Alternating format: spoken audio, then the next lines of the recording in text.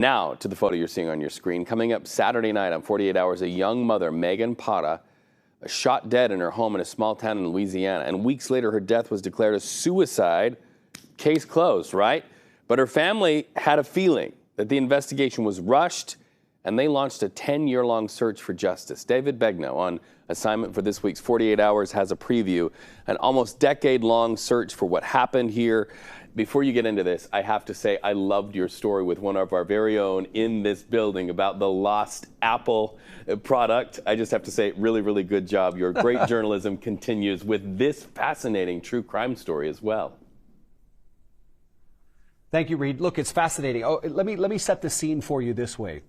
In this tiny Louisiana town, about an hour and a half from where I grew up, there was a father who said, my daughter didn't take her own life. I think there was more to it. And the sheriff, the police chief, the coroner, the district attorney, nobody believed him.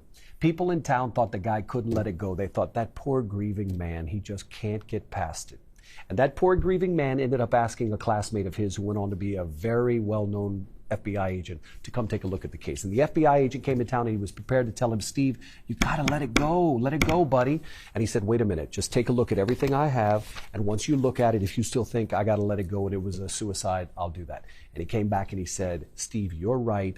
I was wrong. It's a murder and I'm gonna help you prove it. And that's the underpinning of this story. I'm sure law enforcement agencies all around the country will be watching this as just a reminder and a touchstone to listen to the families a little bit more. I covered the Elizabeth Smart case, and I remember the days when the sister of Elizabeth Smart said, I know who did this, and sort of in a similar way, police for a long time didn't listen to that one tip. Hopefully this brings some change. When can we see this? Well, Saturday night, it airs in prime time here on CBS. And, you bring up the Elizabeth Smart thing, and I think it's interesting that you do.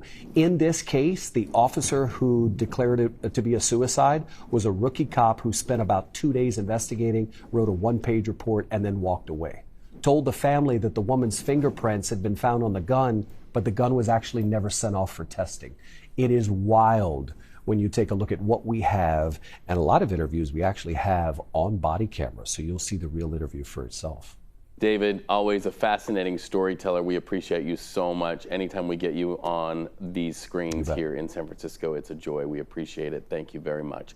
This Sunday. Thank you, Reed. Thank you.